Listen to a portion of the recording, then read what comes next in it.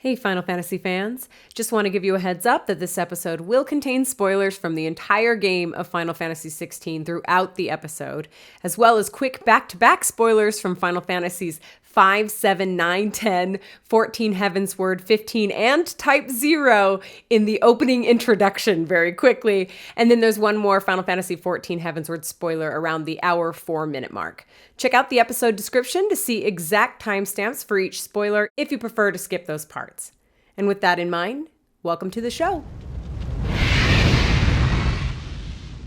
In this Michael Bay style smackdown where Clive turns into Ifrit and that he is leaves... the perfect description right there. A Michael Bay style smackdown. The guy who ruined Transformers. And Ninja Turtles.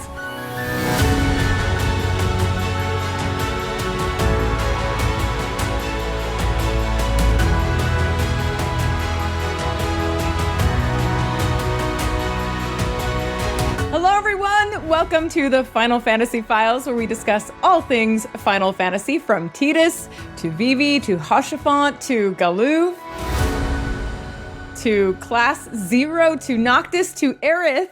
My name is Jolie Hales. And I'm Ernest de Leon. And you may have picked up on a little bit of a theme amongst those names that we just said, which brings us to the topic of today's conversation: everyone who dies in Final Fantasy XVI.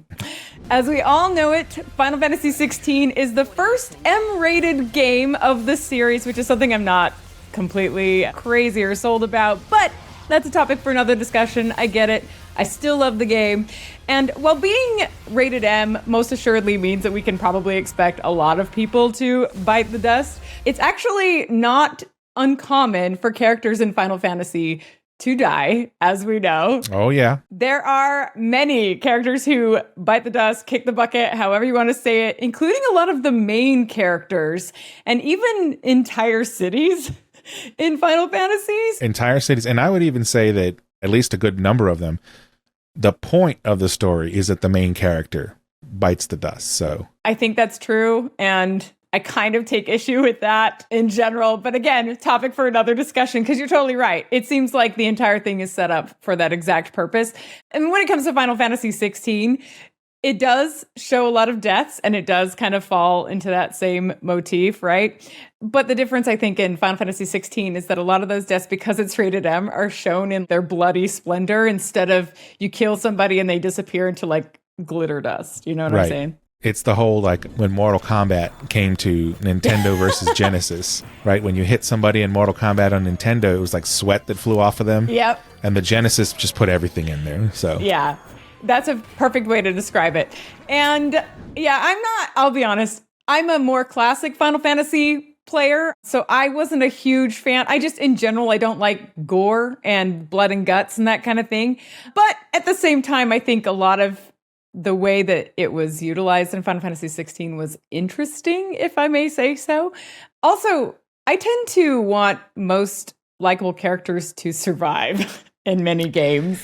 Yeah, and that's the thing with JRPGs, right? Like, and Yes. the big difference between like American RPGs or Western RPGs and JRPGs. Like in Western RPGs, it's pretty common that the hero survives for many reasons. I think one of them is like, obviously, like a business reason. If our hero survives and the franchise does well, you can keep releasing more games. Right. But in JRPG is a little bit different, right? The story is kind of encapsulated. Like, sure, there are recurring themes across all of the Final Fantasies, but they're each different stories, and they each take place in different places, right? Different worlds, different whatever.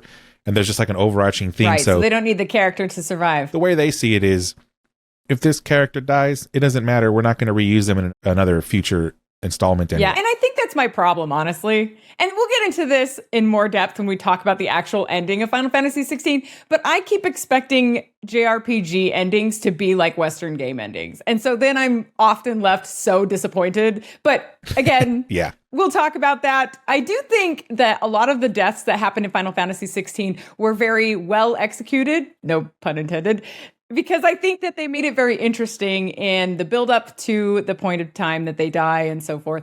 But before I move on, I do need to say this conversation is obviously going to be filled with spoilers.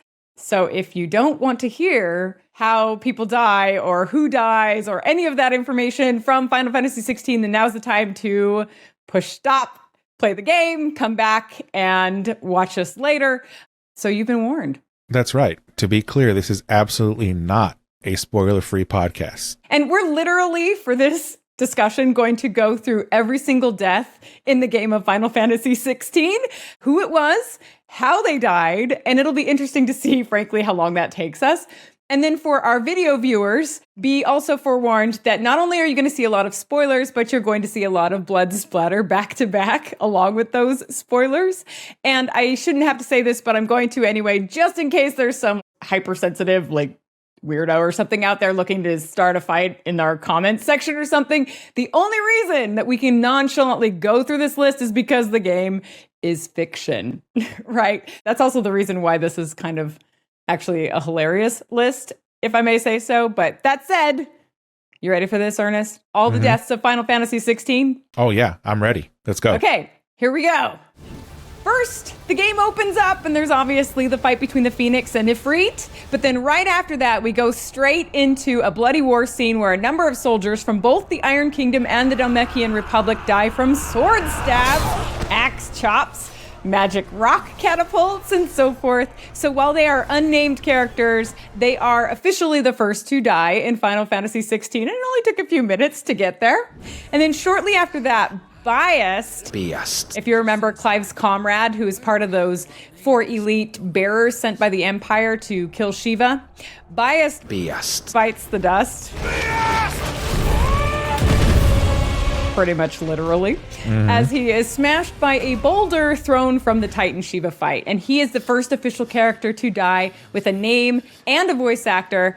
And it only happens, again, just a few minutes into the game. This reminds me so much of I don't know if you were a fan of The Walking Dead, at least. No, are you kidding? I can't handle blood and gore. No. I was a huge fan of The Walking Dead TV series early on. There was a show that used to come on right after it. I think it was called Talking Dead, and they talked about the episode that you just watched. And seriously? They had a segment in there called In Memoriam, and they would talk about who died in that episode. That's totally this whole thing. Whether it was a named character or just one of the zombies that, took a baseball bat to the head or something. It didn't matter. Oh my gosh. Everyone was covered in that In Memoriam thing. That is totally what we're doing. Absolutely. I love it. Okay. So, after the war scene, then we move to Phoenix Gate, as we know, where a lot of shizzle goes down. So we're sent back 13 years to flashbacks in Rosaria, where everything is nice and cheery for a bit. I mean, there's even this warm glow you'll see in the lighting of those scenes. So we get this comfortable feeling until we get to Phoenix Gate. We ride for Phoenix Gate tomorrow. There we will listen to the words of our ancestors, as tradition dictates. And there, the first 2 people to die are the Rosarian guards at the gate, who have their throats slit by imposters from the Empire during the carriage inspection, when it starts to get kind of ominous there. For the boys on duty, eh? What in the...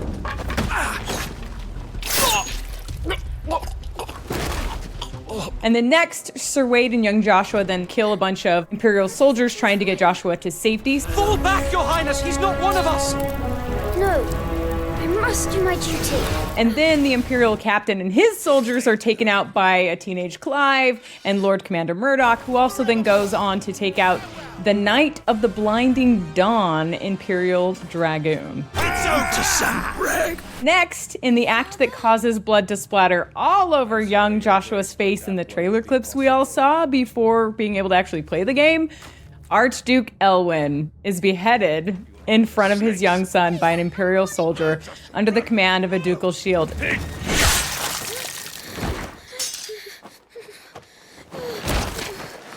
You think he was beheaded, right? You can't 100% tell, but doesn't it look like he's beheaded? Like his head rolls. I didn't think he was at first, but my husband's like, oh, he was totally beheaded. I couldn't tell just by looking at it. I think that was on purpose, but to me, it seems like in certain areas, they definitely adopted their rated M thing. Yeah. And in other areas, they tried to not go too far. Right. Which is smart. And I think this was one of those areas. They implied it, right? But did it actually happen? I think it did. It's just hard. I agree. And to your point, it's like, okay, we're rated M, but these are still, there's going to be a lot of original Final Fantasy fans who aren't necessarily used to seeing decapitations play out on screen. Yeah, there's fighting, and then there's terrorist behavior. Yeah. Like they're trying to walk that line even though they have a rated M. Well, I mean, in that scene, they literally blood from his own father splatters all over this young boy's face. It's not like it's free of blood splatter and violence. It's pretty intense. So I'm actually happy with the way they portrayed it as far as, I can deal with blood and gore, I guess. I didn't want to see like a decapitated corpse or anything like that. Ugh, no. Yeah, that would have been a little bit much, but JRPG, right? We're going to draw you in. We're going to really attach you to these characters. And then we're going to behead them in front of you. That's how a JRPG is. I know. I feel like they were trying to be like Game of Thronesy.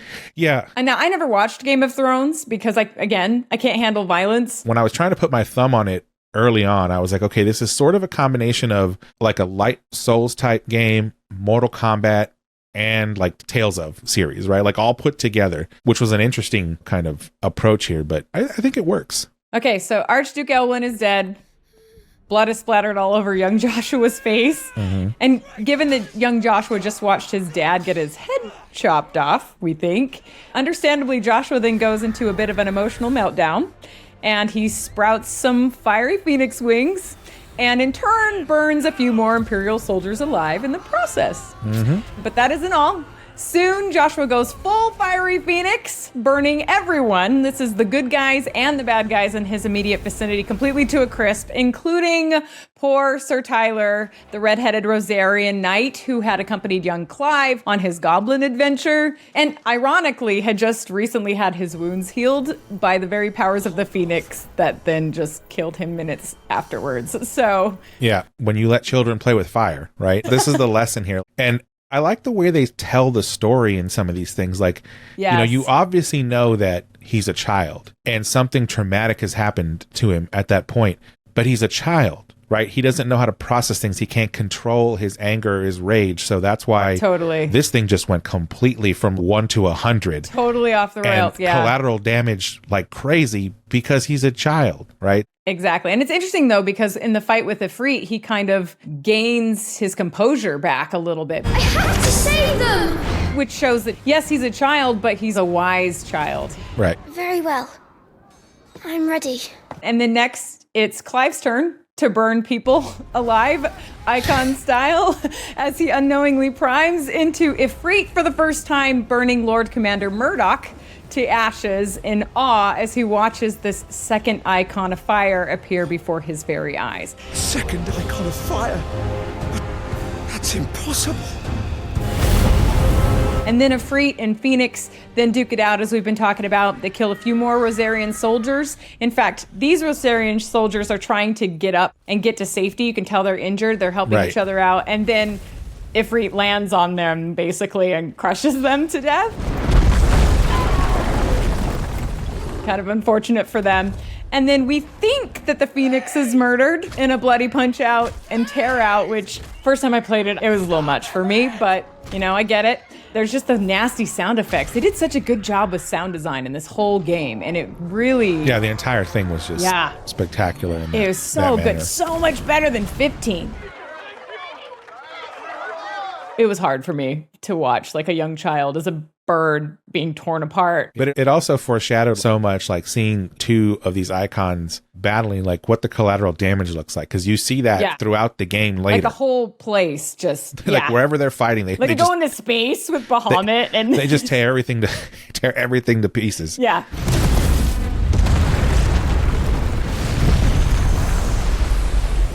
The next person to die is actually a wounded ducal shield who, I don't know if you remember this, he reaches up to his Imperial captain for help, and then the Imperial captain just stabs him. Please. So, real good leadership there. Mm-hmm. And then to top off all the deaths at Phoenix Gate, the Imperial soldiers then slit the throats of Annabella's two maidservants for good measure. So at Phoenix Gate alone, we have 3 main characters who are killed, along with a slew of soldiers and servants, both Rosarian and Imperial. Lots of happy times at Phoenix Gate. All right, then we fast forward 13 years later, back to the war grounds that we left And just after Bias has died, Biased. then the next guy to die is Avis, Clive's mustached comrade, who is killed by a slow-motion blood splatter axe thrown.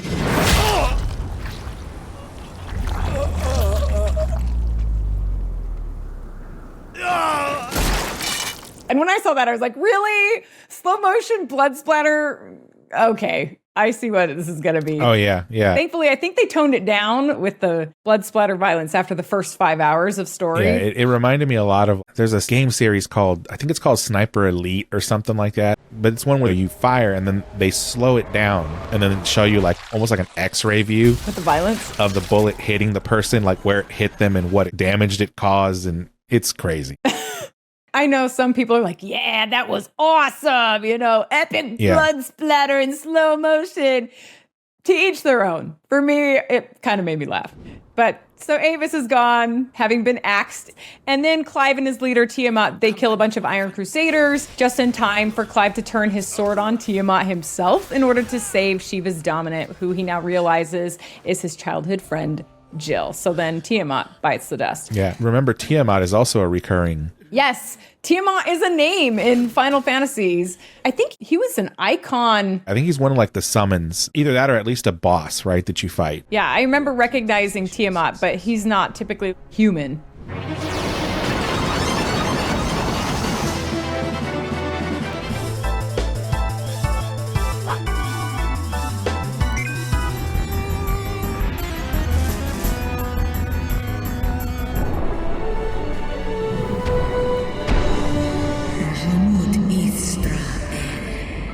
Would betray the Holy Empire? So then more Iron Crusaders are killed. Now, I liked this one. Sweet slow motion lightning storm effects.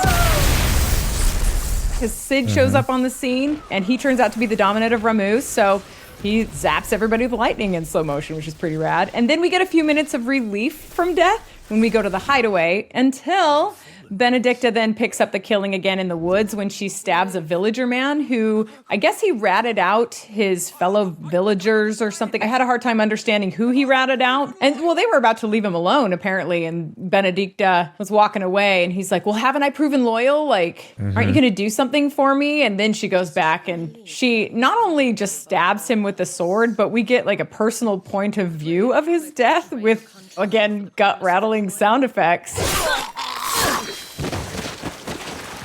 It's again, in the first 5 hours of the game, it's pretty bloody and pretty graphic. Then Clive and Sid kill a bunch of Waloed royalist soldiers in the forest. Let's get this over with then. I don't know if you remember this, the mocap action that they had in the first fight in the forest with the Waloedian soldiers. And then they kill another royalist soldier who is guarding the door of the village prisoners in Lost Wing, like in the cellar. This man's gonna die if we don't get into a healer. Enough of your barking, dog! Sid basically stabs that guy in order to free the villagers. And then Benedicta kills yet another one of her own Waloedian royalist soldiers, a patrolman. She stabs him because he leads Sid, Clive, and Gav straight to their camp location. Mercy. He begs for mercy right before, and she doesn't care. It's great. Yeah, she just stabs her own guy, which goes to show, like, what kind of a character she is. Like, she does not care. No. Right? If you cross her, then you're done. Yep.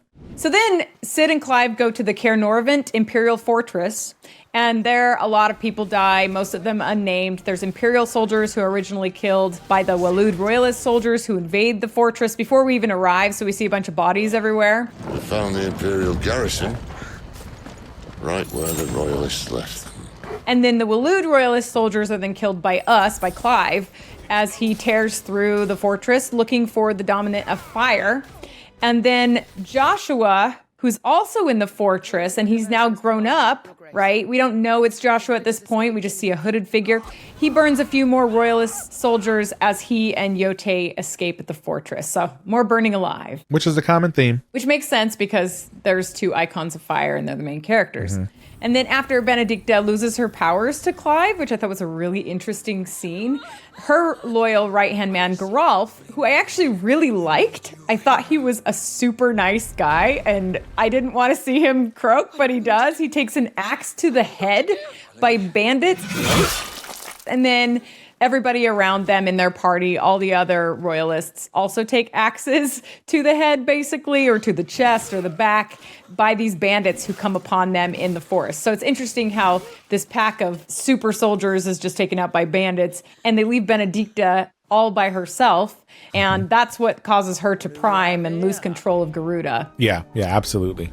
And then I can only assume that all of those bandits die when she primes by a tornado wind effect or something. I watched that scene frame by frame and could not see an actual point of death, but you can only assume the bandits then were probably blown into trees or rocks or something. And then Garuda becomes that raging tornado, but alas, she doesn't last long, as she is killed by Ifrit when Clive then primes, again, without control, still doesn't really know he's Ifrit at this point. And then when Garuda dies, of course, Benedicta dies with her, leaving Cid to say a final farewell and lay that pendant on her chest. This can't be what you wanted. So that's the end of Benedicta, who was actually a really interesting character to me.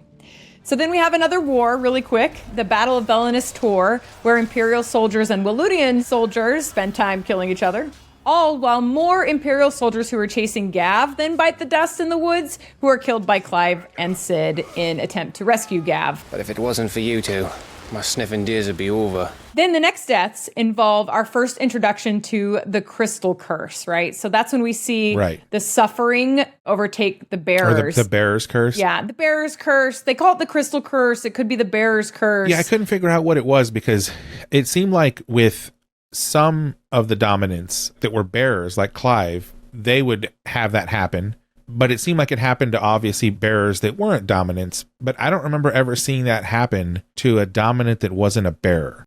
I think all dominants are bearers. Are they? Yeah, because dominant power is magic. It's anyone who can wield magic. Okay. Right? And I think that dominants also are struck by the curse, but they have like stronger resistance to how long it takes for it to overcome them because they're just stronger in general. Okay, that could make sense. Yeah. I think that's what it was.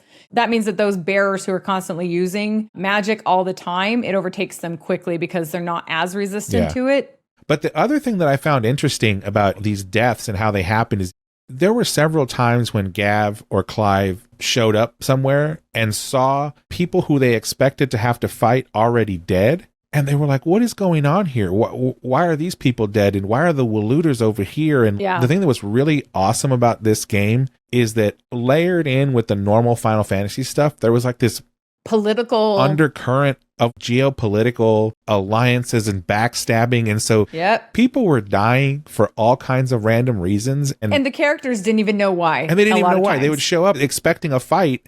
And they found like a bunch of murdered people. And they're like, what happened here? And for somebody who has trouble typically in like movies with multiple different players, I can't remember like who is who and the names. And I really appreciated the whole Vivian character and how she had the lay of the land or the state of the realm. Oh man, she knew everything. I could go back to that all the time. I could also look at the character names on the little cast sheet that she has.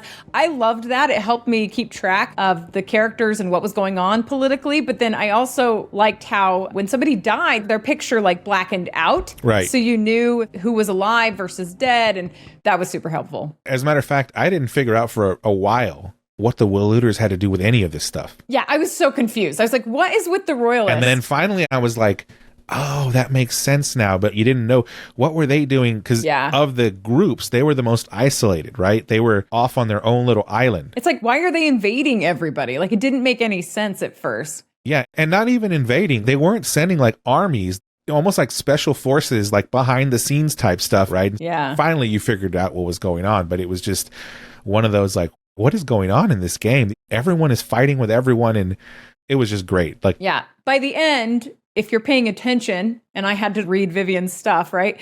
You understand it at that point. So I think they brought it back around quite well. Whereas I think in some past Final Fantasies, that wasn't as well executed. And so I ended up being quite confused about the geopolitical like issues that were happening in the world or what was going on with the villains. Still loved the game, but was like, okay, somebody needs to explain this to me because I don't understand. Yeah, Vivian was a good addition because I love Final Fantasy lore, but there's some people who really love the lore. Yeah. And that's their whole thing. And so they had a place to go and just like soak it all up. You could spend hours sponge away just talking to Vivian and looking through all her stuff. And Harpocrates as well. Harpocrates too, yeah, the tomes. Welcome home, Clive. So going back to the game, it is that crystal's curse that we're first introduced to, right? At the Abbey in Rosaria. The Abbey, yep. And I think we see 2 actually succumb to the curse at that point in time. And then we realize there's a cost to magic. Their bodies petrify, till all that remains is stone and pain,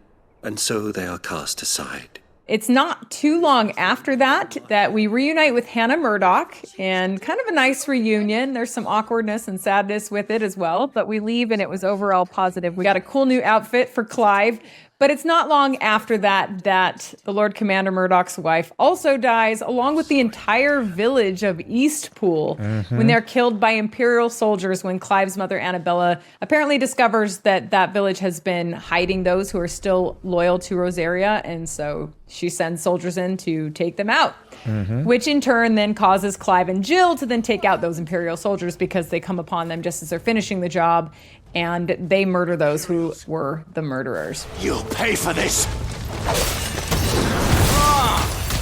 We've got a live one. It reminded me a lot of, in Final Fantasy VI, the main villain is Kefka Palazzo, right? He pops Your up. favorite. He's My great. favorite. Yeah, I actually have a painting of him up on my wall here.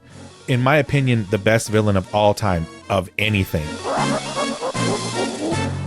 Kefka was one of those crazy people who would poison an entire city's water supply because he was bored. Yeah. Right? Like, now, granted, Annabella had a different reason, but when you think about it, right? Like, yes, it was harboring people that were loyal to Rosaria. It was also harboring a lot of bearers, but that entire thing posed no threat to her whatsoever. Right. So this was simply murdering an entire city because she could. Because she wanted to. That's all it was. Yeah. And so if you weren't convinced that she was a villain yet, this right here did it. Like, you knew at this point. Right. This is like a big villain in the game. Yeah, well, I thought at the very beginning of the game, I wondered if she was going to be the big baddie. I was like, ooh, Annabella, this is at least the big mortal baddie, right? And it turns out she was a baddie, but she wasn't the baddie, which I also thought was really interesting. Yeah. And we'll have to do an entire episode on Annabella because there's so much to talk about with her. She's fascinating. Oh, absolutely. Now, at this point in the game, it's a good time to take on some of the side quests. And if you do some of the side quests and there's more deaths that happen, one of those people to die is Randall. I don't know. You probably don't remember Randall. It's Albin the postmaster's friend from the Hideaway. He's killed outside of Lost Wing by Beastmen when he tries to draw them away from his group. And then Clive is unable to get there in time, unfortunately. Sorry, Randall. Looks like I was too late. And then in some more side quests, Clive also takes out a few nameless bandits at the Golden Stables. And then some of the most memorable side quest deaths take place just beyond Northreach. I'm sure you remember these. These really stood out to me. One such side quest starts out with 2 unnamed bearers being purposefully killed for sport by the pet wolf of a nobleman named, I think it's Benoit, and his young son, Dennis. You are the entertainment, nothing more. And in the spirit of what goes around comes around, when Clive kills their pet wolf, the father and the son then attempt to tame another wolf, only to be attacked and killed by it off camera.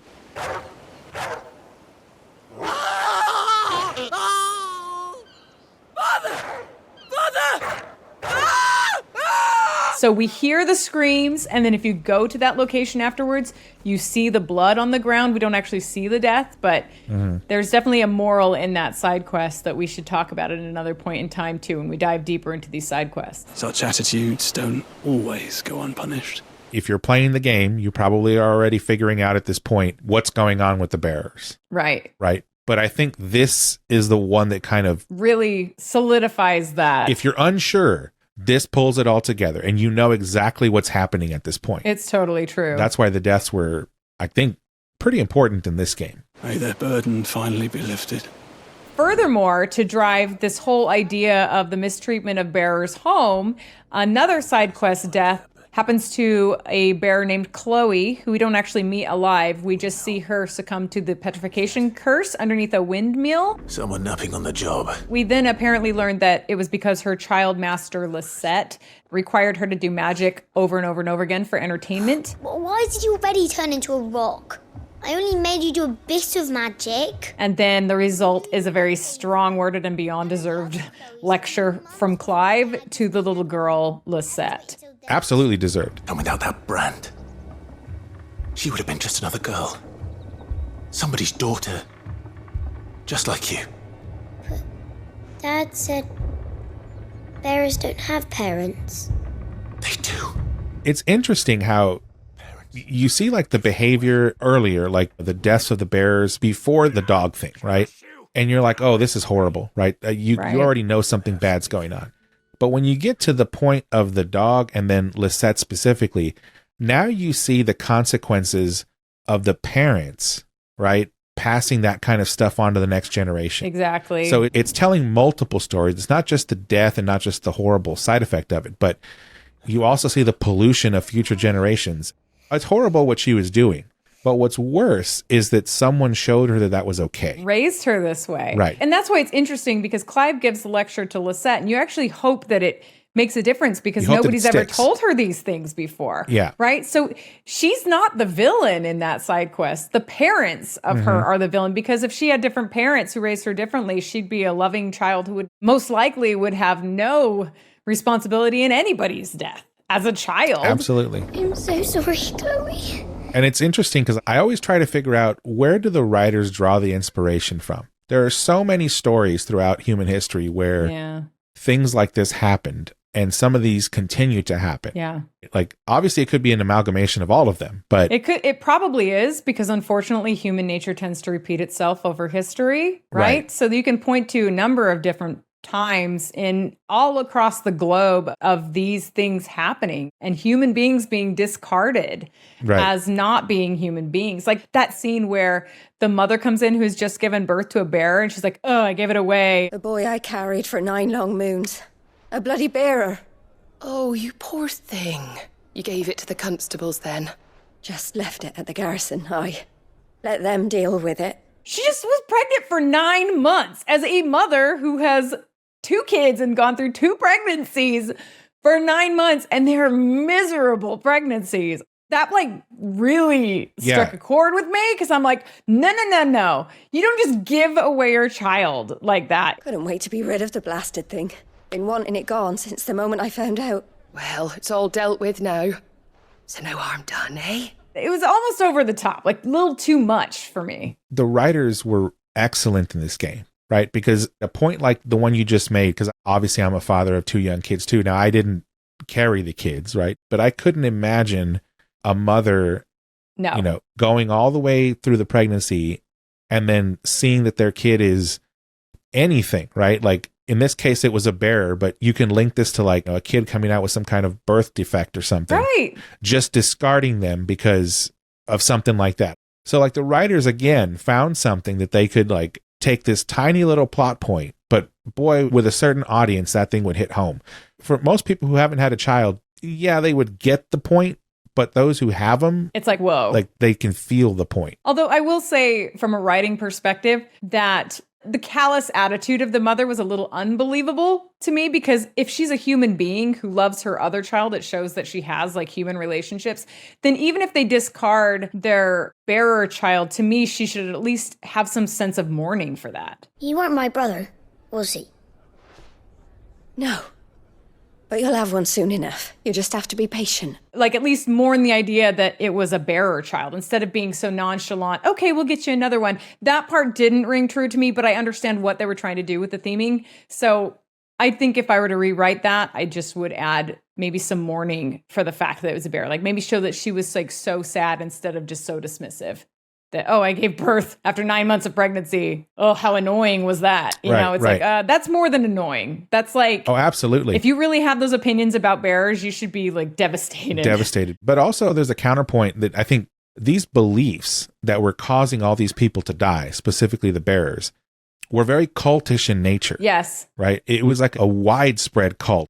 It was so ingrained in them that it could possibly disconnect them from reality, right? In that kind of mourning sense. Yeah. Again, this thing was just so well written, and these deaths were so purposeful, and especially the way they showed them, that I don't think the story would have moved or carried the weight it did without them. Those bearers you killed, they were people. They felt fear and pain, just as you do.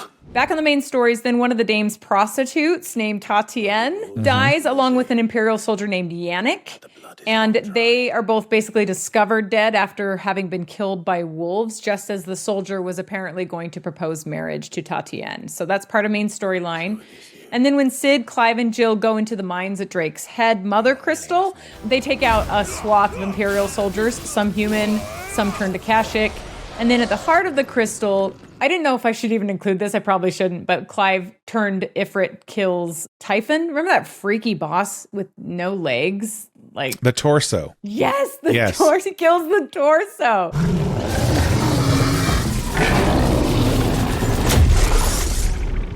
Even the Akashic, right, play an important plot point in here. They die, obviously, right, because we kill them throughout this adventure, but just several times throughout the game, there's other characters who are like, they're trying to tell you that it's not their fault, or it's almost like it's not their choice. Like they've basically become zombies, right? Yeah. It's not their control. It's not their fault, right? You're torn between like, I know I need to kill these things because I need to get through, but like some of them were just unfortunate victims of ether floods. And I think they allude to some of that in their dialogue. Like, if I remember right, there was some sympathy expressed by Jill and Sid there is. and Clive in Drake's Head. Several characters along the way give sympathy for them. Akashic or no, he was still a man. A man who drowned in ether. It's no way for anyone to go.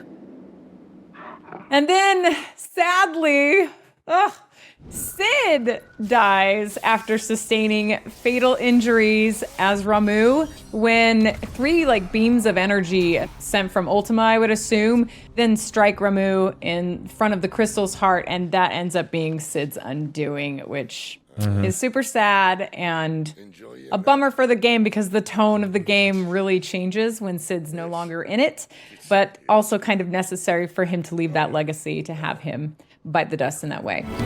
And if it's an outlaw the world needs to help it break free. Stop. Please. I can think of none better than you.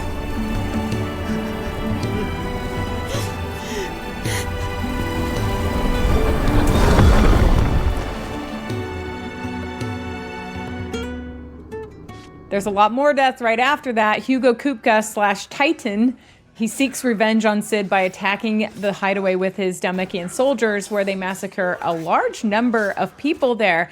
And most of the people who die are those you interacted with in side quests in the hideaway. So we're talking Kenneth, the kitchen head, Gaoler, the jailer, the Chocobo Keeper lady, who I don't think has a name, Almaner, who's the hospice guy, and then Bahumil, the chief botanist, Martel, the garden hand, Glenn the courier, Alban the postmaster, and then apparently the parents of the twins, who I don't know that we actually meet, and then a lot of other NPCs, all killed in this raid on the hideaway at this point. But a lot of them also survived. A lot of the characters that you interact with in a real way, main story-wise, tend to survive all the way through to the new hideaway later. But lots of killing going on. And then that's also when Gav takes a knife to the eye by that yellow jacket crony of Hugo Kupka. I don't know what his name is. I don't think it's mentioned. Lord Kupka has a message for your leader. If only he knew where to send it. So the yellow jacket guy slashes Gav's eye, and then Gav stabs him and kills him in the hideaway massacre as well. And that's what actually moves us 5 years later. We have another time jump in the game, and it puts Clive in his early 30s. And the first to die after this time jump are a bunch of Dhalmekian soldiers, basically Kupka's private guard, killed by Clive and Jill on a mission to free that group of ungrateful bearers. And then things get kind of dark at the Rosarian Abbey at that point, where all the suffering bearers die trying to protect the abbot from the Black Shields. And in turn, then Clive and Jill go and kill all of the Black Shields and the Imperial soldiers as well. And they also find out there that the abbot himself does not survive. And a last suffering bearer is the final person in that scene to die, who succumbs either to wounds sustained in the fight with the Black Shields or potentially to petrification due to the bearer's curse. It's hard to know how he dies. He looks pretty petrified. I assume that the more magic they used to try to protect the abbot would have also maybe sped up the effects of that curse, so it could have gone either way. He's gone. Then more black shields are taken out by Clive and Jill before reaching the gates of Aldul. And in one of the most horrifying scenes of the game, there's at least 9 murdered bearers who are left like gruesomely hanging on display in Aldil. This was my mother's doing. Having been killed by the Black Shields under Annabella's orders, along with a number of villagers who were apparently either in the wrong place at the wrong time or maybe tried to protect the bearers or something or took on the Black Shields. That scene was pretty intense. Also, it's a little confusing why Annabella is doing this. The only explanation really given in the game is that she's being influenced by Ultima. And then Clive and Jill then join up with Wade, who apparently survived Phoenix Gate. They kill more Black Shields at the checkpoint near Aldul, and then they also take out the Knight of the Lasting Dark, who is a Black Shield Dragoon. Yeah, the Dragoons were interesting in this game. I've always loved Dragoons in Final Fantasy. I mean, they've obviously been around for a very long time. But Dragoons cannot die to fall damage, right? And that's one of the reasons that Dragoon is one of like the best characters if you're playing Final Fantasy, is because the fact that they can jump so high and just stomp people. But if a normal person tried to jump off a cliff, they would die, right? So it was definitely interesting to fight Dragoons here, to watch them jump around, and the majority of the fight was this guy just jumping. And you were just like, stay still so I can hit you. And it took forever to stagger him because of that. Yeah, Dragoons are classic to Final Fantasy. When you first see the Dragoon at Phoenix Gate, I was like, yes, it's a Dragoon! Clive, look out! And the Dragoons are interesting in Final Fantasy XVI because they're both good and bad, but they're from the same troop, right? Yes. They play both the villain and the hero in a lot of ways because they're Dion's personal guard, basically, but there's also apparently some who are on Imperial Black Shield types of missions. There's even one that you take out on a hunt who is so busy killing you that he has no idea that Dion is alive. And you're like fighting a good guy in that beast. Oh, that's right. quest, That's remember? right. Yeah. But because he won't listen to what you have to say, you have to kill him. And then he dies not knowing that his prince is still alive. Dion would have been glad to have you back at his side. And then Jill and Clive head over to the Drake's Breath Mother Crystal, which is the one on the island. So you kill a bunch of Iron Crusaders along the way. And then there's a young man and a young woman who are shown dead on the altar in front of the Mother Crystal heart being like sacrificed by the Iron Crusaders. And I don't see a bear mark on them. So I'm guessing that maybe they were Rosarian, maybe captured like Jill or something, or maybe they were bears without the mark. I don't know. But there's like a young man and young woman who are dead in that scene. All to protect the children you took. Just as you took me. Again, I'm always trying to look for like, where are the writers getting this from? Right. This was a common practice in pre-Columbian Mesoamerican cultures. Oh, yeah. Like the Aztecs. And these were coming from their own in society, right? So yeah. And the two that are on the altar look like teenagers. Yeah. I don't think they wanted to show actual children on the altar. That might have been a little too much for gamers to handle. Right. But I think the implication is they kill young people who are innocent in these rituals. Yes. The resounding thing I think this game pulled together had multiple themes around cultish behavior, which this is definitely cultish behavior. So like, again, you get to the point where you're like, this is unbelievable that this is happening. But it's in history books. I mean, it is, right? But I think the thing here is the writers are trying to set the tone for you to say, okay, I absolutely believe this now because these people have bought whatever this is. In this case, it's this cult behavior at the altar, but different things throughout the game that you're like, okay, I can see where they would do something that the normal among us or the normal thinking among us, right, would not do or would not be a part of. Well, it's interesting because it's easy to watch stuff like this and think, oh, that's not super believable. Like, I can't relate to it. But then if you think about it, World War II and the Holocaust itself wasn't very long ago. There are people still alive who survived the Holocaust. So while it may seem a little far-fetched for some of us who just haven't been exposed to that side, knowingly at least that side of human behavior, I don't think it's quite as fantastical in terms of theming as it may feel on its face. Yeah, no, absolutely. This has happened throughout human history, right? When you're talking about pre-Columbian Mesoamerica, that's very long to no one alive, right? But it's recorded history. And then I'm sure that even in prehistoric times, this stuff occurred, right? That's why I think the deaths tell so much, because they're all little like prints in this tapestry that touches this overarching theme that you finally get to at the end of the game. I was forced to kill. You do it by choice. Many more Iron Crusaders are then killed. This is one of those moments where it's like you just kind of accept what's happening, but you don't really get it. So the brown cloaked figure, who is not Joshua, because apparently there's 2 brown cloaked figures. He's like some form of Ultima in some way, I'm guessing. He raises up a bunch of lava from the ground, and that comes up and hits the Iron Crusaders, and then they're merged into a monster called Liquid Flame, and then you kill Liquid Flame. Don't really get the whole merging thing or the brown hood figure, but that's a topic for another day. And then the final death inside of Drake's breath is when Jill stabs High Priest Emeron through the heart in retribution for all he made her do when she was in his captivity. So this is like a real moment for Jill, right? This is something that she needs to accomplish personally herself, and she does it. I have killed the monster and become an outlaw. So then the next people to die are those in Rosalith, where Kupka attempts to draw Clive out by just attacking Rosalith for that sole purpose, because he wants to seek revenge on the death of Benedicta. So he orders his Dhalmekian soldiers to kill all of the Imperial soldiers who are in control in Rosalith. And then he also apparently kills a lot of Rosalith citizens because their bodies are lying all over this broken city at this point. So we even see firsthand one soldier gets stabbed in the face and 3 others who are basically hacked to bits. So fun times in Rosalith. So then, of course, Jill and Clive take out a bunch of these Dhalmekian guards along the way to find Kupka. And then Gav personally slits the throat of one guard and then stabs another guard through the heart when he frees Clive from a quick stint in the jail cell over there, right, in Rosalith. And then a bunch of more Kupkas. Private guard are killed by Clive, by Jill, Gav, and Torgal. When Torgal goes all like Magic Fest face and destroys everyone in this cool scene.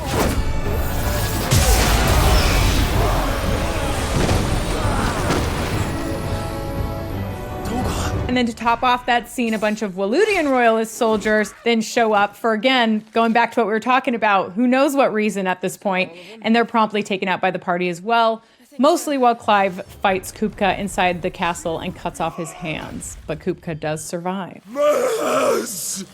The minute I saw Torgal as a grown dog, I was like, that's Fenrir. I know that's Fenrir, because Fenrir is one of my favorite characters.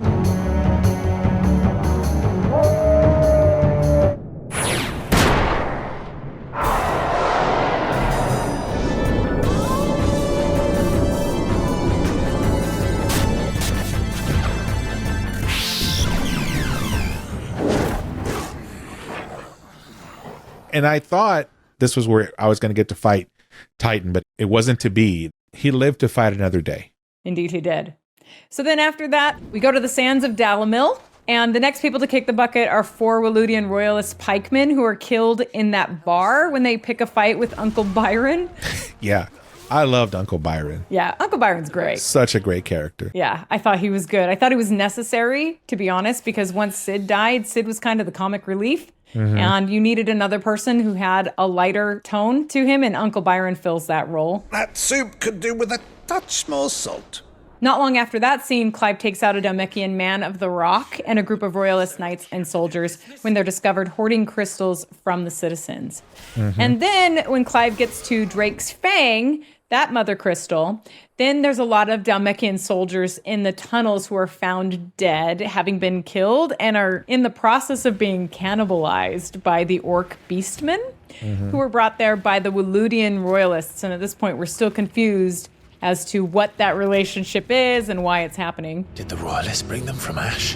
And then, of course, it's there that you fight Hugo Kupka again at Drake's Fang, and he meets his end when he turns into Titan, and he's killed in this Michael Bay style smackdown where Clive turns into Ifrit, and that he is leaves... the perfect description right there. A Michael Bay style smackdown. The guy who ruined Transformers. And Ninja Turtles. Which is like personal for me because I loved the Ninja Turtles. I love Ninja Turtles too. I'm an 80s kid, right? But Transformers, that was my heart. And seeing what he did with that series, but that's exactly what happened in this fight. And then at a certain point, it just went like Ozzy off the rails type.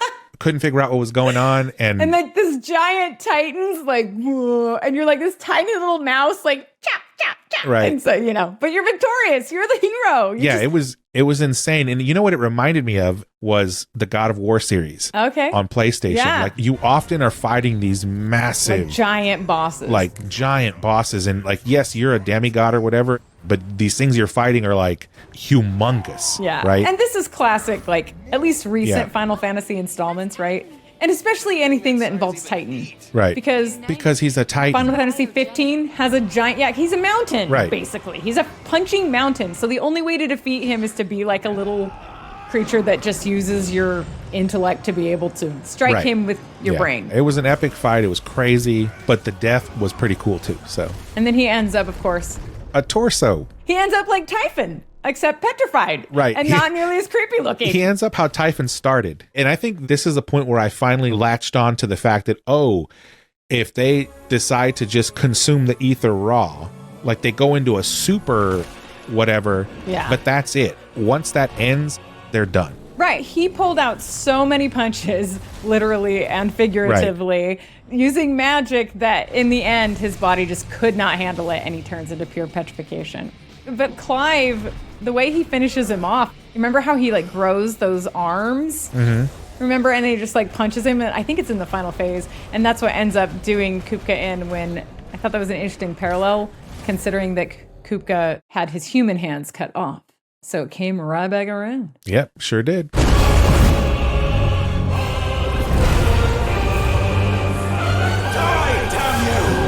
The next deaths to happen are over in Buckland, near the Niagara Falls type place. Clive, Jill, and Theo take out a pack of bandits who steal Goots' trader pass. And then once we make it through that gate to Twinside, then Jill and Clive are forced to then kill a bunch of dragoons. Your favorite, Ernest. You there! Identify yourself! We have to. On the way back to the clock tower during the start of their sort of Civil War mutiny type thing that's going on. Right. And then Bahamut then rises from the palace and he goes nuts for, at this point, a reason that isn't yet explained and we're completely confused about. Suddenly Bahamut, he ends up lasering his own people, which to the gamer, we're going, well, wait a minute. Bahamut is Dion, who's like the only person in the Empire who is concerned about the citizens. And now he's lasering everybody. And he ended up killing a lot of the residents of Twinside who hadn't previously been evacuated by the Dragoons. I thought it was a nice courtesy that the Dragoons actually started to evacuate people, so we didn't think everybody in the town dies, right? This is not what he wanted. Something's happened. And then after the epic triple icon battle that went into outer space with that awesome Dion music that I love, all three of the dominants of this outer space battle survive, of course. And then that gives Dion the chance as a person, not an icon, to then lance young Olivier, who then fades into crystal dust because it turns out that he was some form of Ultima rather than human all this time. The demon that would tear our house apart is no more. Yeah, and the thing that I love about this, I said, I don't know what's going to happen, but if it's anything like Final Fantasy XIV before A Realm Reborn, where Bahamut goes nuts and tries to destroy everything, and he actually succeeds, and that's how you end up with A Realm Reborn. And I realize there's like a whole real world backstory there where the original group that tried to build that Final Fantasy XIV just utterly failed at it, and they had to bring in the cavalry to fix it. It's the same cavalry who made 16, and there's a lot of similarities we'll have to talk about. It's like I always say, right? There are only so many straight A students in the world. The majority of the world is B and C students. Clearly, the first effort at 14 got the D students, and they had to bring in the A team to fix it. But that's why I was trying to draw the parallel. I was like, I see them setting him up where like he's super angry because they make this kid Olivier the emperor. And when I saw it, I was like, yeah, I knew this was coming. Yeah. And the thing is, because, and I think we'll probably have an episode where we talk about Dion by himself. Oh, yeah. Dion gets his own episode for sure. But just who he is as a person and watching them do this to him, you knew that that was going to result in an epic blowout of some kind. Like you get Bahamut's character all wound up. that's not going to be a good day. Right. I probably should have seen it coming more so, but I had such faith in Dion as a character that I didn't think that he would ever do anything like that. So when Bahamut rises and starts lasering his own people, I was taken aback because I didn't understand why it happened. And I thought that the way that they played out why he did that and showing us the flashback later was really effective and very interesting. Yeah, it was super awesome the way they did it. Obviously, a lot of people died as a result of his lasering of his environment, but they are pissing him off and they are telling him horrible things, insulting his mother. Your bloodline runs through the Oriflamme gutter, from a whore who weighed her child's worth in gil. People will tolerate a lot of things, but you insult their mother, something's going to happen. You add it all together. I realized there were other scenes where there was a lot of death, like the very early one in Phoenix Gate, but this was probably the one with the most, I think, collateral damage that I can think of, at least. I can't think of another one where so many people died in one place in such a small period of time. I think there's one other comparison, but it's the exact same location. This exact same location gets taken out completely later, right? So That's right. If you're in Twinside, just sucks to be you, man. Like, that is not the place you want to be in Final Fantasy XVI. Yeah. Well, I guess, or the entire continent of Elude, right? Like, That either one too. Yeah, for a different reason, right? Yep. But yeah, absolutely. Twinside, yeah, that's right. That place right there is kind of forsaken. Yeah, in this game. Canver too. Canver gets taken out. There's like a number of cities that fight the dust. There's a couple of them, but this one, like, it was a massive city. And just massive, and it was taken out by the one person trying to protect them most. Right, yeah, the one who the people looked up to, right? Yep. And that set up so many other things, right? Because remember, these people, I wouldn't say they worshipped him, but it was sort of like that. And all of a sudden, their god, so to speak, turned on them. Good point. Right, so they're wondering what's going on. So now it pivots the story yet again. And you as a participant in this are like, what is happening? What on earth is going on? Yep. And then we see a flashback of what actually happened that caused Bahamut to go crazy. Basically, Dion apparently had tried to throw a lance at Olivier, and his father, Emperor Sylvester, jumped in front of it and ended up taking the fatal wound himself, which is what ultimately caused him to prime into Bahamut and go ape shizzle on his own city.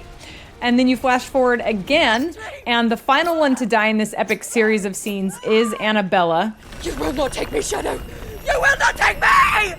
Who loses her mind, and she slits her own throat in front of a living Joshua that she basically can't believe is real. And there's a lot we could say about this, which we'll probably have to save it for an Annabella episode, but super interesting stuff. I want to point out two things in this scene that have to do with the deaths. So the part where Dion throws the spear and hits his father. Remember that the father is being poisoned. His mind is being poisoned by Olivier/Ultima. Annabella and Olivier.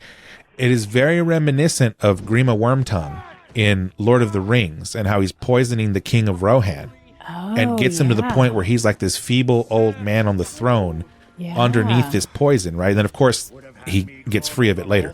But the point is, in this case, he doesn't get free of it because he dies at the hand of his own son, which obviously causes Bahamut to go crazy and kill all those people.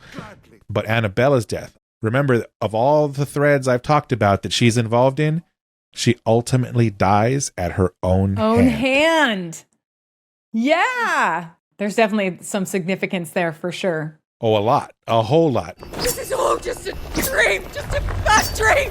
Annabella dies, and then back in Dalamil, there's a branded man and his broken cart, like, still splattered out in the middle of the town for some reason while everyone goes on with their lives. And I get the idea of, oh, that branded, we don't care about the bearers. But you'd think that, like, somebody would want to clean it up so, like, children wouldn't have to look at it. So it's kind of humorous to me that there's this splattered body out in the middle of the town. But apparently he was killed by bandits and left there forever. And then on a number of occasions in that same area, Clive also takes out a bunch of bandits himself, like all around Dalamil. So a bunch of bandits lose their lives throughout the game, but especially in Dalamil. Then in Northreach, we actually hear about how their army captain was beheaded. We lost the captain this very morning. Apparently beheaded by one of Ultima's monsters, along with like swaths of villagers and soldiers who were killed. This is after the, what is it called? Primogenesis, when the clouds get all... Yeah, Primogenesis, yep. Yeah. And then just outside Northreach, the whole village of Moor is now overtaken by an ether flood, which I guess you could assume that its inhabitants were probably turned to Kashyyyk, which might include Bertrand, who is the dame's contact there, who was at the Chocobo stables. So lots of tragic stuff happening there. And then upon more travels, we find that also the village of Amber, which is that small village where the mayor asks us to leave because he doesn't want trouble. The Black Shields were invading. It's before you go to Aldil and see the bears hanging. Yes, I remember. Yeah, so that whole village also is done in by an ether flood. The people of Amber might not have been the friendliest sorts. They didn't deserve this. So you can assume that most of its inhabitants are also turned to Kashyyyk, which is almost as good as dead, right? Right. And that's kind of a thing to point out, right? Because I think at this point in the story, this is where you start seeing the ether floods accelerating. Yes, like right? crazy. Because there were ether floods before this. Right. But this one is the one where they start accelerating, and it's after the primogenesis or whatever that thing is Ultima comes up with. So yeah, again, all of this weaves in, right? Like the deaths are important, right? Because they're starting to stack up as a result of this thing he's doing, leading to his end game or whatever you want to call it. It's showing that he has no regard for human life. And we find out a little bit more why later, but we don't yet know at this point what's going on. Exactly. So then I would say at this point, there's a lot of other side quests with more bucket kicking to be had. There's a hired heavy who's paid by some maddened merchant, they call him, to fool and rob a trader, and he's killed by Clive. Clive also kills a pack of Dhalmekian soldiers who are trying to rob a manservant, and then he also kills a pack of bandits in the Dragon's Eyrie for robbing a cart of a traveling trader. So lots of just destroying bad guys across the realm in these side quests. He also takes out a band of Black Shields outside Lost Wing. He takes out a group of Dhalmekian renegades, giving Havel and Rutherford trouble. Also a group of Imperial guardsmen who are guarding Doris's former master, if you remember, the slave trader lady. And that's on a quest to save some bearers. So you've already pointed out a lot of areas where Clive is killing a lot of people, but in this section at least, you start seeing a whole lot of, I don't know if you want to call it like vigilante justice type killings happening. Okay. And so there's two characters when I was playing this that came to mind immediately, right? So like one is the Punisher. It's not vengeance. No, it's not vengeance. It's punishment. His backstory is a little bit different, but he is vigilante justice. But the other one that tied a little bit closer to Clive, because now we've obviously known that he's Ifrit and fire and all that, was Ghost Rider. Story goes that he'll be normal during the day, but at night, in the presence of evil, the Rider takes over. Who was another one that enacted vigilante justice. Granted, he had to do it at night, right? So Wasn't Clive there a John Travolta version of that?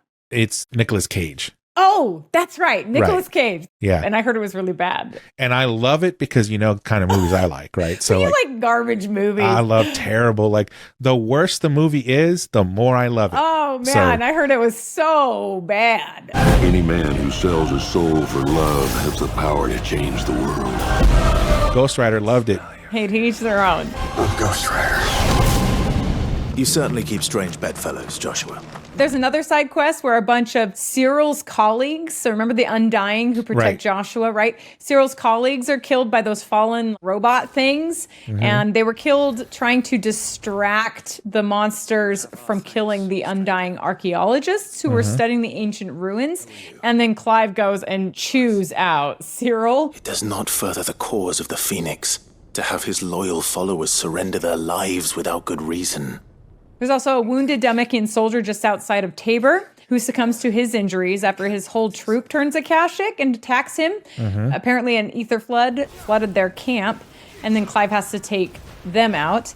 And then there's some really interesting interactions with another soldier who survives, who realizes that Clive was the killer of Hugo Kupka. Like, Clive saves this guy, and then the guy's like, oh, you're that guy?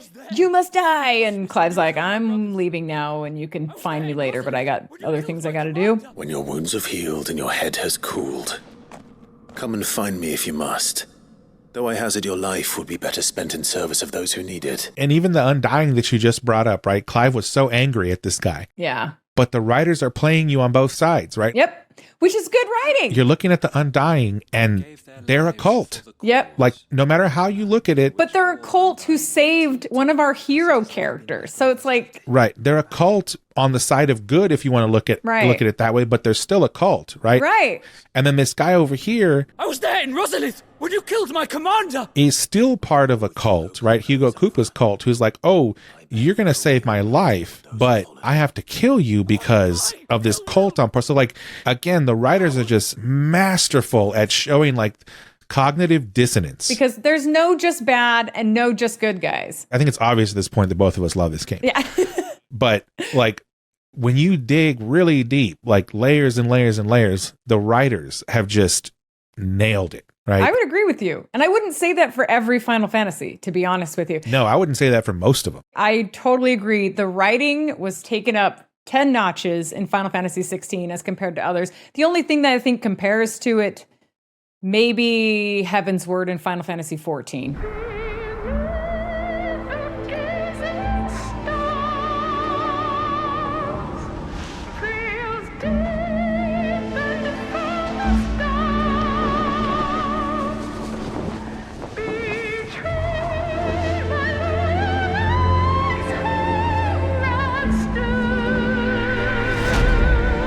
Yeah, and I can't speak to that because I played 14, the original, and then I played like a week or two of A Realm Reborn. Spent so many years of my life playing 11 that when I finally stopped, I said, I'm never playing an MMO again. Yeah, because it takes up your whole life. It's too much time. I can't do it. There's nothing else you can do as a hobby. But I've heard nothing but great things about Heaven's Ward. Like everyone I know who plays it, it just loves it. Sir Emmerich is amazing. He's not as amazing as Ignis from 15, but I do love Sir Emmerich. One thing that I didn't know that you mentioned earlier was that who did that were the same ones that did 16. Yeah. It's Yoshi P. Now it makes sense why 14 is like so well loved. Our forebears fought not so that we could die, but that we might live. Again, since I can't play it, I can't comment on it, but in this game, they hit home runs over and over and over. They really did. And it was such a nice surprise. It's almost like they went to Hollywood or, you know. Yeah, and got Western Hollywood writers. Right. It totally felt that way. And not just with writing, like with cinematography, like camera angles and movements and such, and like the acting. So much of it was westernizing like the best of Western Hollywood. And that's what I think made this game so good. One of the things I was so impressed by, especially when you're talking about like these deaths, right, is this was the first time that I've ever felt like I was actually watching a movie that I could interact with as opposed to playing a game. Totally. And I've played games for over 30 years, right? And this was the first time I was like, we are so close. They're getting better and better. I think the next generation of gaming we're going to see is exactly that. It's a movie and you're a participant in it. I totally agree with you. And it's not just a movie, it's a series, right? It's just story, and you get to interact, and it's fantastic. Yeah, and that's why I think the deaths were so good in this, because like people always die in games. People always die in movies, right? And obviously there's like some sentimental attachment to it. But like I feel like in this series, unlike other ones that I've played, the deaths actually told the story and drove the story. Yep. More so than I've seen in other things. They played a bigger role than they would in any other game, other than maybe some game where like the point is to kill people. Right, but that doesn't make it necessarily a deep plot. And that's the difference between Final Fantasy, is that the themes are so deep and the deaths are not just shallow. Right. Some of them are shallower than others, but a lot of them mean a lot, and they're well done, I think, from a writing perspective. I can think of none better than you. The next person to die in the side quests is Taya's former mentor, who is suffering from like a fatal bout of the Crystal's Curse, and they speed up his death by basically an assisted suicide drug that Clive helps gather ingredients for, which was interesting. They make a real point to show that that was the right thing to do. I think some gamers might disagree, maybe even myself included, but I get it. I get why they did it, and I thought it was interesting. It's a tough one, right? Because this is another one where they're using death to make a point, and it's one of those where we as human beings generally, if we have a favorite pet and the vet tells us like, look, they're just going to suffer. Yeah. You know, it's best to euthanize them. Most Which of us I just would did 2 weeks ago. Yeah, and I had to do it too 2 years ago now. Terrible. And that thing. was the first time that I had to do it. So it was really struggling with that question of like, is it my right to end a life? This is exactly the plot point here. Like with humans, we generally don't look at it the same way. I just thought it was interesting that they took a stance on it. Well, they had to. Because it is a controversial, opinion. They had to, because think about the game itself, right? One of the overarching themes here, and it becomes way more prevalent in the end, is it's about choice, right? That's true. A better world. where men can live and die on their own terms. Clive and Sid said that multiple times. So here's a scenario where it is about this bearer's choice, right? So is it hypocritical to say, well, no, you can't do that. We can't let you have us euthanize you because we believe that's wrong? Or is it the entire thing we're fighting for is for a human's ability to choose how they live and choose how they die, and you're choosing to do this? Yeah. Right. So it all ties into the theme of choice. Again, right? The mark of a great writer in any of these things is to make everybody think. Do they make you question something about yourself? And as a human, that's the hardest thing to do, because often you will see other people, not related to even this, but just you'll see people on a path towards tragedy, and you'll try to stop them over and over and over. But at a certain point, you have to accept, like, people are going to make their own choices. Yeah. Right. And there's nothing you can do, right, in that case. So that's how JRPGs are. They make you suffer. Yeah. Ugh. You wouldn't, Ty. Surely. There must be something we can do for him. Sometimes an easy death is the greatest kindness we can offer. So then there's more side quest death after that one. There's even a side quest that ends up with a somewhat important character dying. Mm-hmm. When Theodore, Eloise's brother of the Crimson Caravans, he draws an Akashic dragon away from harming others, and then he ends up spending too much time in an ether flood because of it, resulting in him turning Akashic and slitting his own throat in front of his sister. So this was, I thought, one of the more interesting side quests, just because there's just a lot going on that was really interesting. And so anybody who's skipping the side quest, you're missing out on stuff like that. Take care of my sister. And it's not just that side quest that comes with some relatively important plot points. In another side quest, just about every able-bodied person in the entire village of Lost Wing is either killed by a coral-type creature in this like revenge plot against the murder of Quentin's family, or they end up turning Akashic when the ether flood takes the town soon afterwards. And we'll have to do an entire Quentin episode and dissect this because it was interesting and there's just so much to talk about that we don't have time for.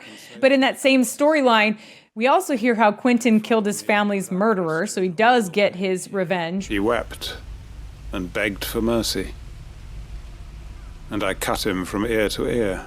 This former, like, Lord Chief Justice of Sanbreak, apparently, is who he kills. Now, we don't see that scene. We just hear Quentin retell it. Another plot driver. So there's so much there. All that I strove for is gone. Only emptiness remains. And then back on the main story track, all the leaders of the free cities of Canver, including the Dhalmekian ministers and all of their guards, are killed by this single swipe of Odin's sword.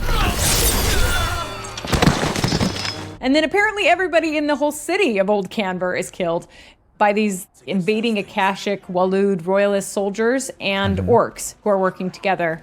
And we're starting to kind of get a sense of why at this point. I'm sorry, but we couldn't save them.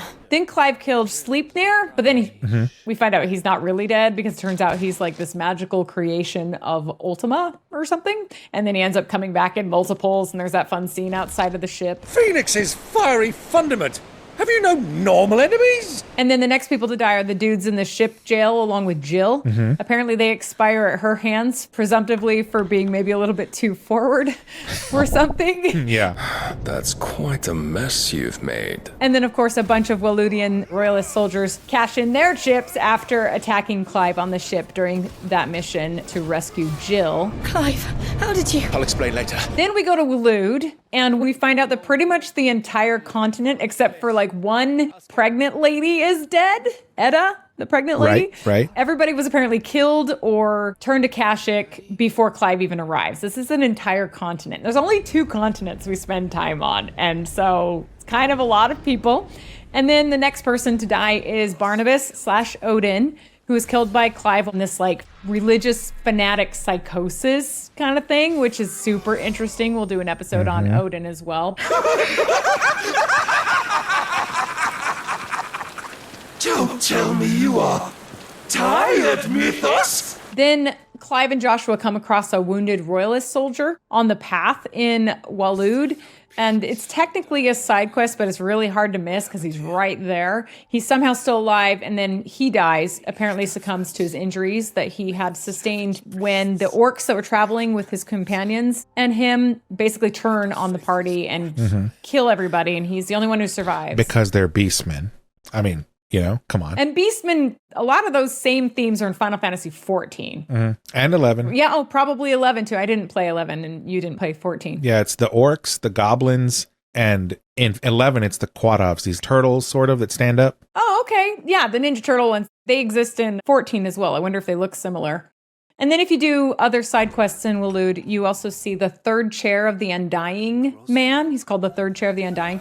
He's stabbed through the heart by a fallen robot thing in an attempt to protect the villagers in Mickelberg, who basically pray themselves into Akashic form, which goes into the Odin story and the Ultima story. Duty to serve was everything to me, and I would not deny them that fulfillment. Then Clive and Joshua come across a lot of dead bodies strewn across the Walodian fortress. Apparently they were killed before we arrived by what we can assume was probably a behemoth run rampant, because then we encounter the behemoth and take it out. When we fight together. And then if you go to the prison fortress in a side quest with Doris, you learn that all the bearers who were held captive there, including Doris's friend Chadwick, they're all fed to a Kuza beast, except for one living child. So lots of people dying there in that fortress as well. And then you also, in another side quest, find a registry of 10 bearer children names who apparently died in various brutal ways while being held at this Bodbach conservatory. But that happened years earlier, so probably like 15, 20 years earlier. And then we're almost to the end. So by the time you leave Waloed, there's apparently not a single living soul on the entire continent. At least it seems that way. Maybe some Akashic, maybe some orcs, but not really any humans. Humans, right. One by one, people went mad.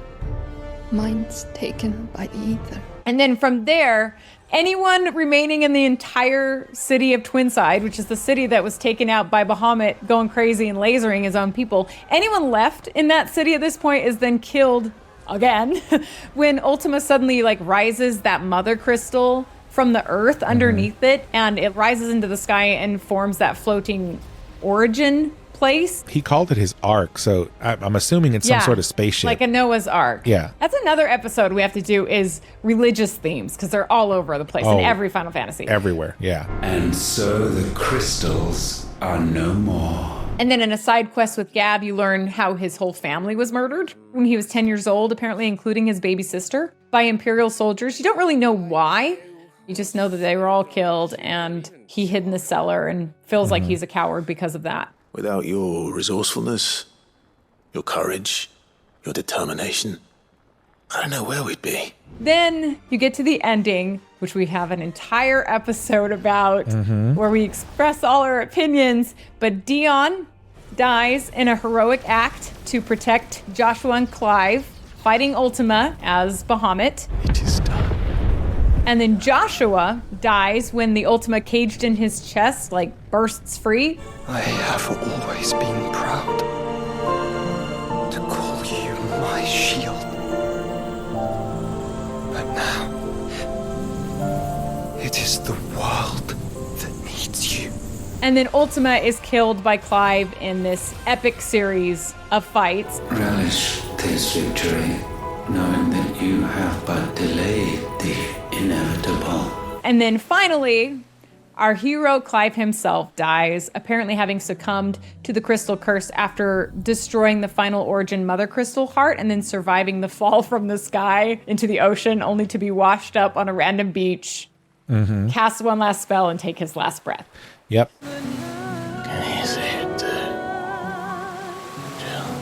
So all of that we cover in the ending episode. So if you want to know our opinions on... Right, because the last 4 of those you mentioned are questionable. Yes. So... Yes, you could say that. They're in the deaths episode, but yeah, they're questionable. I I think they're less questionable than Ernest does. But you can go back to the ending episode and find out what we think. For sure. And there are many Absolutely. opinions on the ending of this game.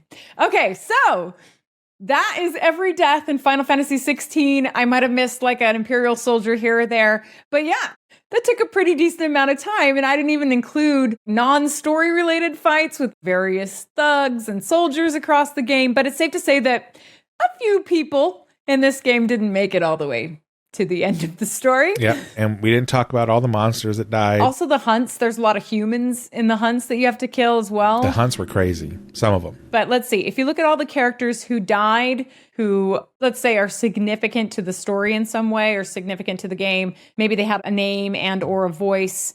You have Biased, Archduke Elwyn, Sir Tyler, Lord Commander Murdoch, Avis, Tiamat, Geralf, Benedicta/Garuda, Hannah Murdoch, Tatian the prostitute, and Yannick the soldier. They're in the main story, so I include them on this list. Mm-hmm. And then you have the people you talk to in side quests who were killed at the hideaway. So that would be like Kenneth, Gaoler, Bohumil, Martel, Glenn, Albin, Hugo Kupka's Yellow Jacket guy, the Rosarian Abbot, High Priest Imrian, Hugo Kupka himself /Titan, Olivier, Emperor Sylvester, Annabella, Theodore, Sleipnir, sorta, the guys who lead the Free Cities, Barnabas/Odin, Dion, Joshua, Ultima, and Clive. That's a lot of people dying. So that's 31 plus 8 or so who were killed in the Free City leaders. So they have voices, so I include them, which means 39, I would say, somewhat significant characters who die in this game,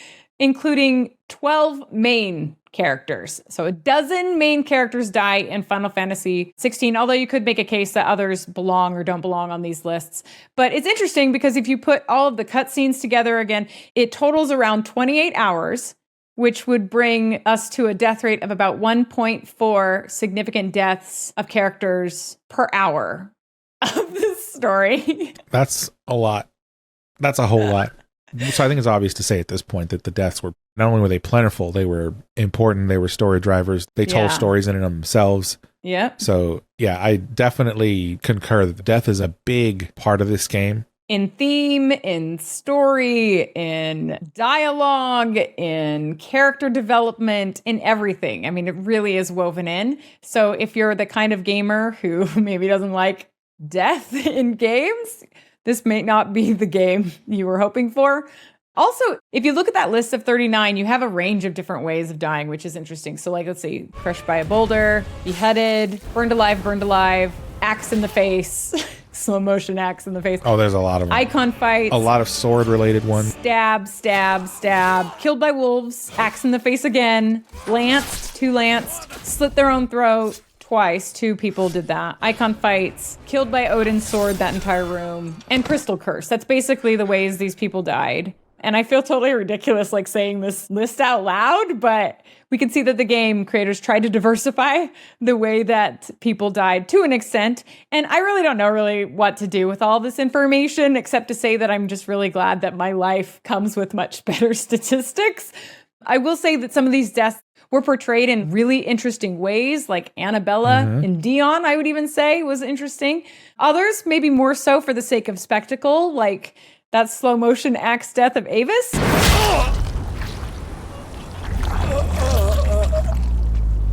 I will say that while there is a lot of death and blood, I am grateful that they didn't try to show like open wounds and such, like really M-rated. You know what I mean? Like that would have been funny. Yeah. I mean, aside from Joshua, who I guess actually has an open wound that is shown, and there's a lot of blood there.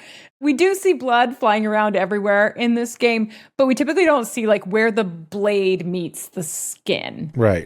During cutscenes, which makes it possible for people like me to actually digest this game without like wanting to puke all over the floor. So one of the recurring themes with deaths, or things that kept coming back to my mind while I was playing this game, the scene where Joshua dies, or supposedly dies, however you want to look at it.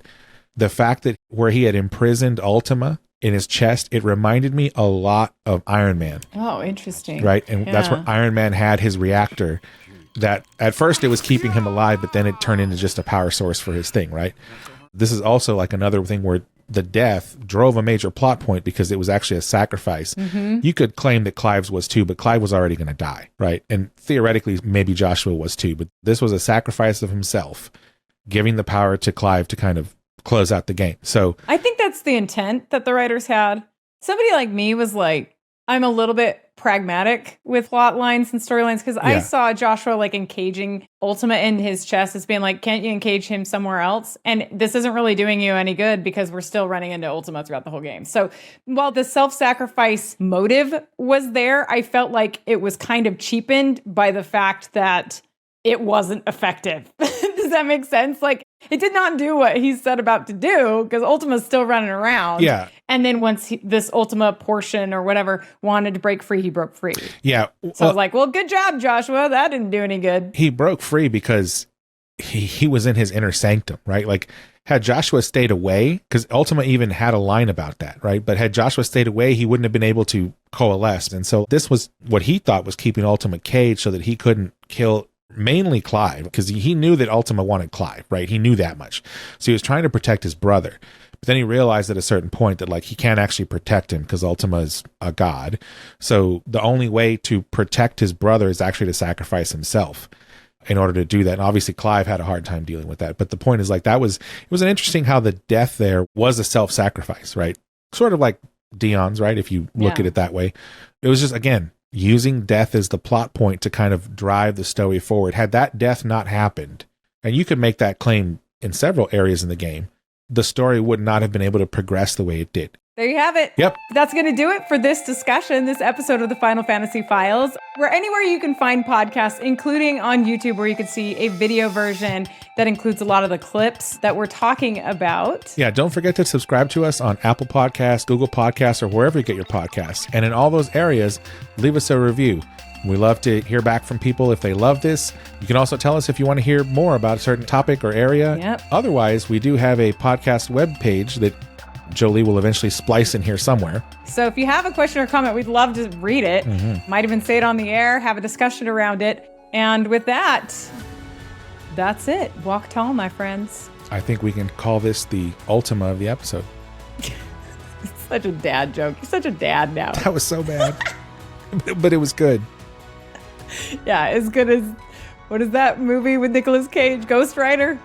Oh, that was a Quality. great movie. So good. All right.